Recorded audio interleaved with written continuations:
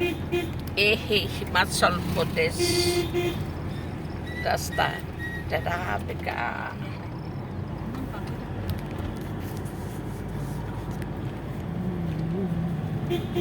এয়া আমাৰ সতীৰ্থ, আমি এডোখৰ গাড়ীত আহি আছোঁ। এয়া আমাৰ সতীৰ্থ, নামকেইটা কওক।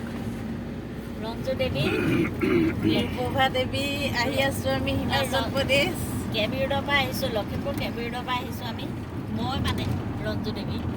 ৰঞ্জু দেৱী পানীগাঁও 11 মাইলৰ পৰা আহিছোঁ। ৰঞ্জু দেৱী, নমস্কাৰ। অসমবাসী ৰাইজ গেম খেলিবলৈ আহিছোঁ, আশীৰ্বাদ কৰিব। আশীৰ্বাদ কৰিব আপোনালোকে, আমি যাতে গ'ল্ড মেডেল অসমৰ কাৰণে লৈ যাব পাৰোঁ, আপোনালোকে আশীৰ্বাদ কৰিব।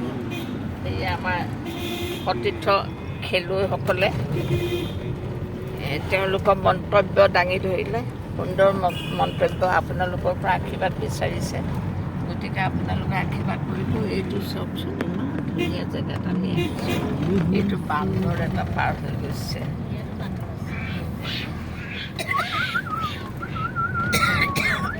এইবোৰ বান্দৰ চাওক, এইখিনি বান্দৰ ভৰি ভৰি।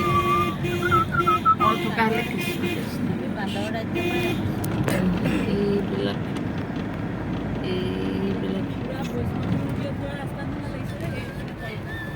বৈষ্ণোদেৱী একো ঠেক নহয়, বাপৰে বৈষ্ণোদেৱী ৰাস্তা। অঁ তলতোতো হয়েই, ভয় লাগে আৰু।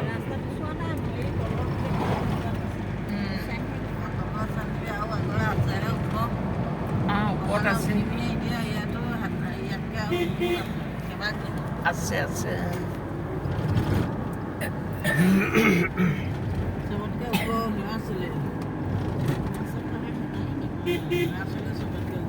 হিমালয় সেইটো আমি নাপাওঁ নহয়, আমি সেইবিলাক নাপাওঁ।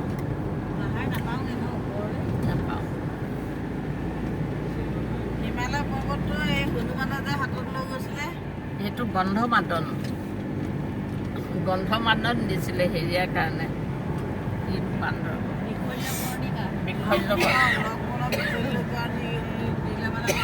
বুলি ক'লে, সেইকাৰণে মানে তেওঁ হেৰি বুলি কয়, গছজোপা চিনি নাপালে, নাপাই পেলাই গোটেই পাহাৰটোকে দাঙি লৈ গৈছে। পাহাৰটোকে দাঙি লৈ আহিলে। দাঙি লৈ পেলাই সেই পাহাৰটো তেতিয়াহে তাত মানে মই গছজোপা চিনি নাপালোঁ, সেয়া পৰা বিচাৰি লওঁ তেনেকৈ, তেতিয়া আমাৰ হেৰিয়ে বিচাৰি পেলাই তাত গছজোপা পাইছে।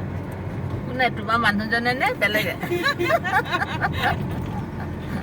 এতিয়া হেৰিজনৰ নাম পাহৰিলোঁ নহয়, লক্ষ্মণত গছজোপা গছজোপা আছে। আৰু হেৰি মুনিজনৰ নাম হেৰি আছিলে, নামে পাহৰিলোঁ।